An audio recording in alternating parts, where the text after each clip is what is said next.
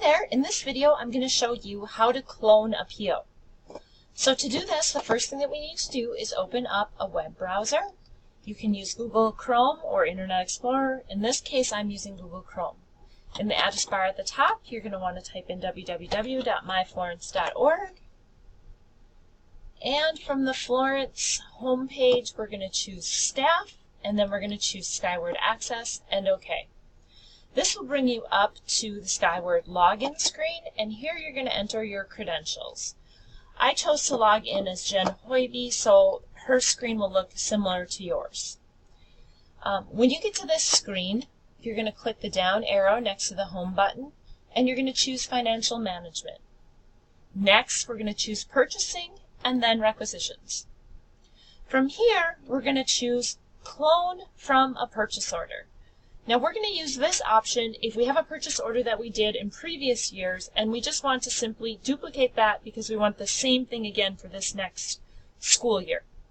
So we're going to choose Clone from Purchase Order, and then as you can see it brings us to a list of all of the different purchase orders that we did previously. So I just know that Jen is going to go to this Lodging for Autism Society in Wisconsin Dells at the Kalahari. So I'm going to select this purchase order and I'm going to clone this. So as you can see it pulls in the purchase order number, the fiscal year, the description, the batch number. What we're going to want to do is we're going to want to choose input dates down here, and the date entered you can leave the same, but on the due date we're going to use that 7/1 of 2018, which is going to flag this for the next fiscal year.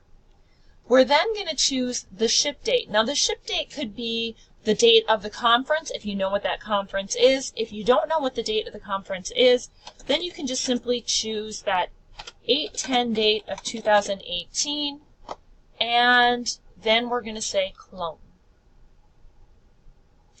Okay, when we do this, we're going to come up to that same screen that should look really familiar from the requisition videos that we've done in the past.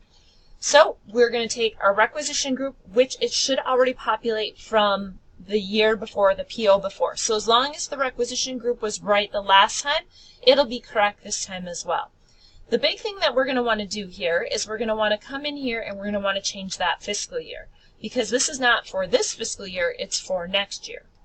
So we choose the 2018-2019 fiscal year. The description is automatically populated. Chances are these dates are going to change, so we would want to change them typically by 1 day. If you know the dates, that's great. If you don't, you can just take the dates off. It's really up to you.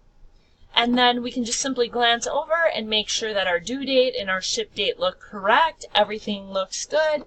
So now we're going to simply click Save. Okay, once we do that, it brings us into the part where we can choose our requisition accounts.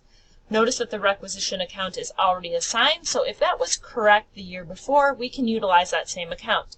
If we're in question or we don't remember, you can say Update Account Distribution, and now you can see that this is coming out of the 158341 account, which is here, which is Personal Services. Oops, I'm sorry. It's coming out of this account here, which is Employee Travel. So that's where we want it.